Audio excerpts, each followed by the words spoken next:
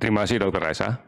Saudara-saudara, sore ini kami akan melaporkan kembali kinerja data di bidang kesehatan yang kita himpun dari kemarin sejak pukul 12.00 sampai dengan hari ini. Spesimen yang kita periksa hari ini adalah sebanyak 17.230.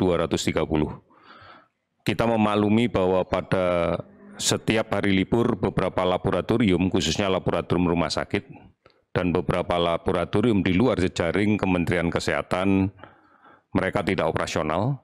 Oleh karena itu, hasil yang kita dapatkan sebagian besar adalah dari laboratorium jejaring Kementerian Kesehatan dan beberapa laboratorium lain yang tetap operasional selama 7 hari dalam seminggu.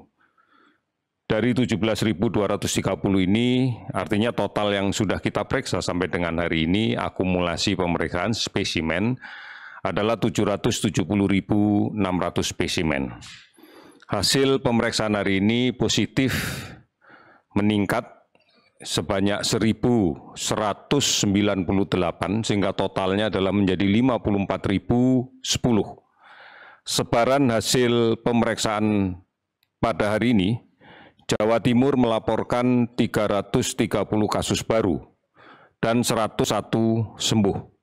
Sulawesi Selatan kasus baru 192 dengan 60 sembuh. Kemudian Jawa Tengah 188 kasus baru dan 14 sembuh. DKI Jakarta hari ini melaporkan 125 kasus baru dan 255 orang sembuh. Kalimantan Selatan melaporkan 73 kasus baru dan 80 sembuh. 20 provinsi hari ini melaporkan kasus di bawah 10 dan 9 provinsi melaporkan tanpa ada penambahan kasus sama sekali. Beberapa penambahan kasus yang cukup signifikan yaitu dari Provinsi Papua hari ini melaporkan 26 kasus baru dan 335 kasus sembuh. Data ini sebenarnya adalah data yang sudah kita kolek dari kemarin, namun belum terkonfirmasi secara orang per orang, hanya masih berupa data agregat. Dan hari ini sudah bisa diselesaikan secara administratif, memperinci data kesembuhan yang baru, sudah menggunakan data orang per orang, sebagai kelanjutan dari kasus konfirmasi positif yang sudah kita registrasikan dengan InnoCovid-nya di sistem pemantauan epidemiologi seluruh dunia yang kita laporkan ke WHO. Kemudian Kalimantan Timur ada 9 kasus baru dengan 11 sembuh. Maluku 6 kasus baru dengan 12 sembuh. Banten 3 kasus baru dengan 17 sembuh. Riau 1 kasus baru dengan 18 sembuh. Kalimantan Barat tidak ada penambahan kasus, 8 sembuh. Lampung tidak ada penambahan kasus, 7 sembuh. Total sembuh hari ini dilaporkan adalah 1.027, sehingga akumulasinya untuk kasus sembuh sebanyak 22.936 orang. Meninggal 34 orang, sehingga totalnya menjadi 2.754 orang. Kabupaten kota yang terdampak adalah 448 kabupaten kota di 34 provinsi. Kami masih melakukan pemantauan terhadap ODP sebanyak 47.658 orang dan pengawasan terhadap pasien PDP sebanyak 14.712 orang. Saudara-saudara sekalian, mari kita pahami bersama bahwa penambahan kasus ini menggambarkan, sekali lagi menggambarkan bahwa disiplin, kepatuhan untuk melaksanakan protokol kesehatan masih belum sepenuhnya dilaksanakan dengan baik. Artinya masih ada orang yang sakit, yang terkonfirmasi positif, tetapi tidak melaksanakan isolasi diri dengan baik.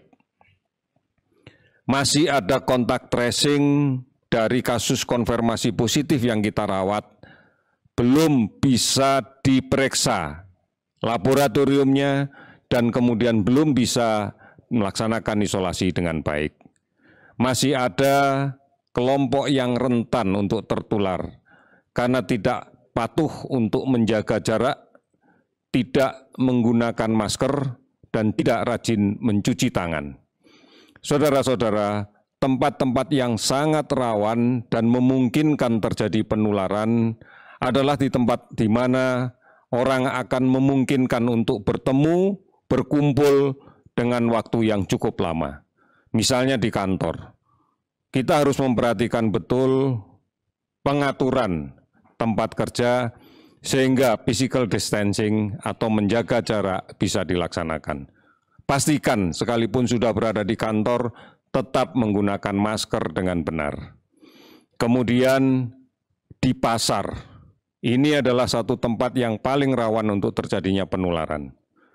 Oleh karena itu, pasti gugus tugas daerah akan melakukan pengaturan terhadap operasional pasar agar dipastikan semua pengunjung pasar, semua penjual yang berada di pasar bisa menjalankan protokol kesehatan dengan baik. Demikian juga di rumah makan, di warung. Dengan mulai banyaknya aktivitas yang dilaksanakan di perkantoran, kita harus memperhatikan betul saat jam makan siang yang dilaksanakan bersama-sama. Ini yang harus disadari bahwa inilah tempat-tempat rawan yang memungkinkan terjadinya penularan. Oleh karena itu, saudara-saudara sekalian harus mencari cara, harus mencari upaya agar aman dari COVID-19 ini.